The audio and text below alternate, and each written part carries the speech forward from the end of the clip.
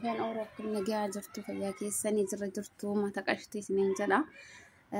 YouTube kanarraallee badee baga nagaan jiraattanii si yaade isiniin jedha.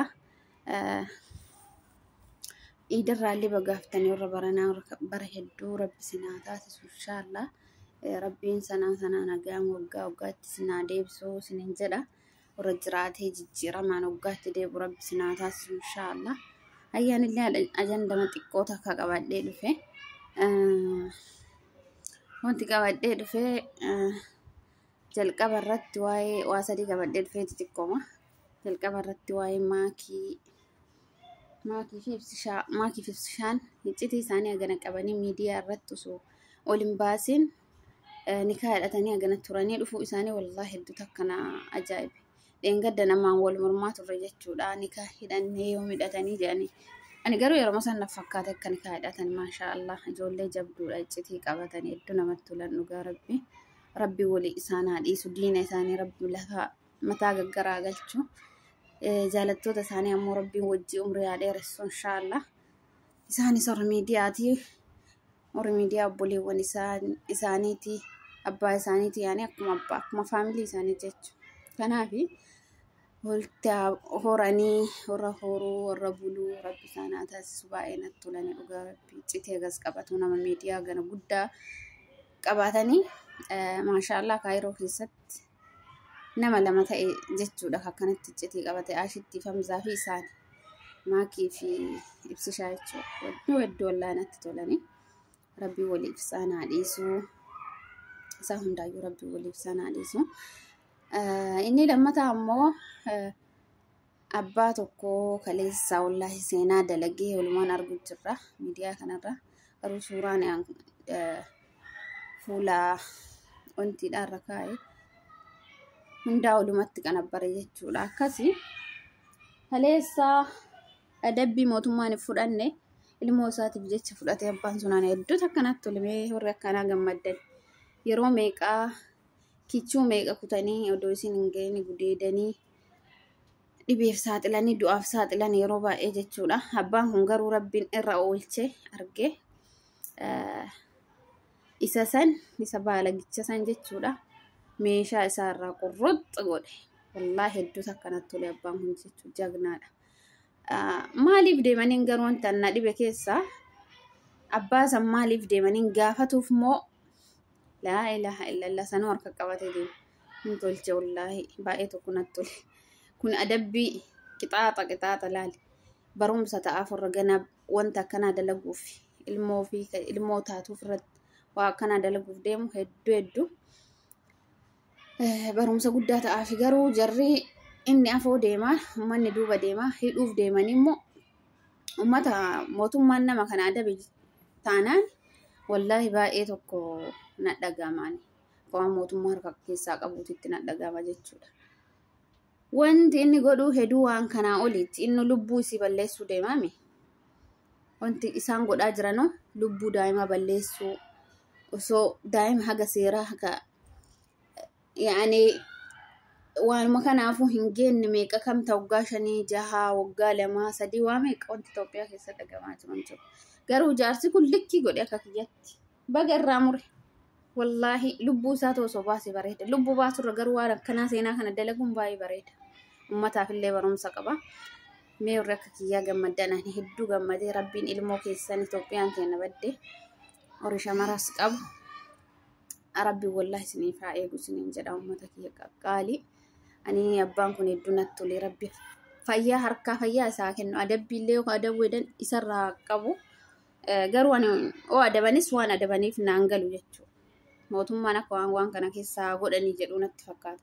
Bakka mootummaa yeroo meeqa du'a silaa ajjecha irra fudhatu qaba adabbii isin irratti fudhannetti abbaan iyyate ollaan namaaf birmata jedhan akkas ta'e yoo abbaan iyyate mootummaan waan kana ammarraa ajandaas godhatu ka duubaa wanni akkanaa kana dalaguuf itti yaaduyyuu barumsa isaa ta'ee duuba deebi'aa rabbi hamtuun irraa qabu. Bakka jirrutti maamaatii kenna wajjin hamtuun irraa qabu isiniin jedha obboleewwan kiyya. Kanumaa keessaa sumadhaaba wallaahi hedduu natti tole hedduu takka natti tole jechuudha. baay'ee tokko natti tolee isiniin jedha. Akkasii wanti biraa ammoo iyyuu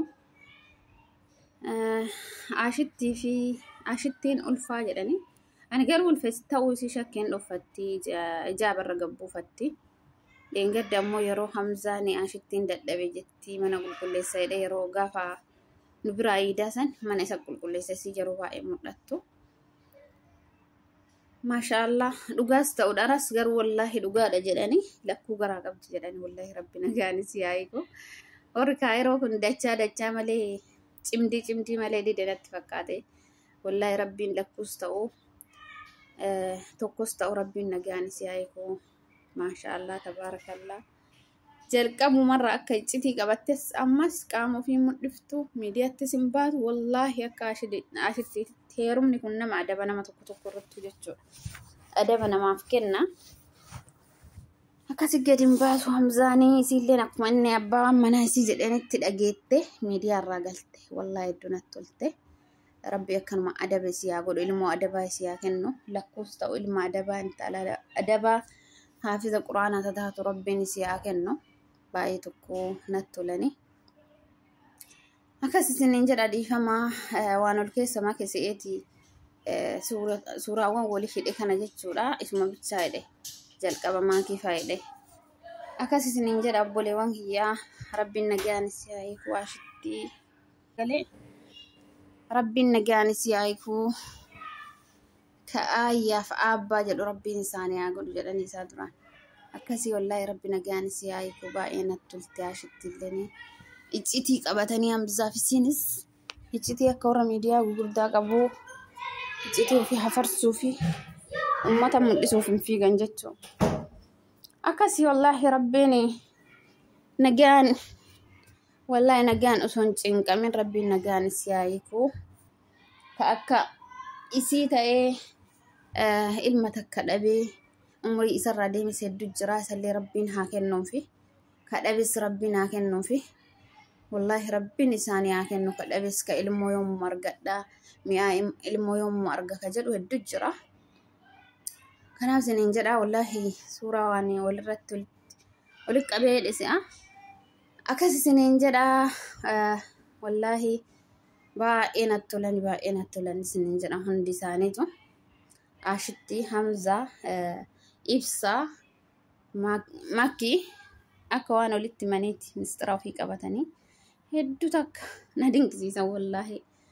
Akkasii rabbiin nagaanis yaa'iku ilma gammachuu ilma heeriin dhufu ilma bakka guddaan ga'u ilma yoo inni mana isaaniitti dhalate wanti gaariin wanti addaa jijjiiramni isaanii of rabbi isaanii haa godhu jedha. Akkasii suuraalee ol keessa qabee niine asumarra dhaabaa nagaan haa ta'u bakka jirtanitti viidiyoo kiyyeessi yuutuubarraa ture jira sheer laayik sabskiraayib gochuun na jajjabeessaa isiniin jedha qaqqaaliiwwan koo. Akkasii sheer naa goggodhaa. Assalaamu alaikum warahmatullaahi wabarakaatu.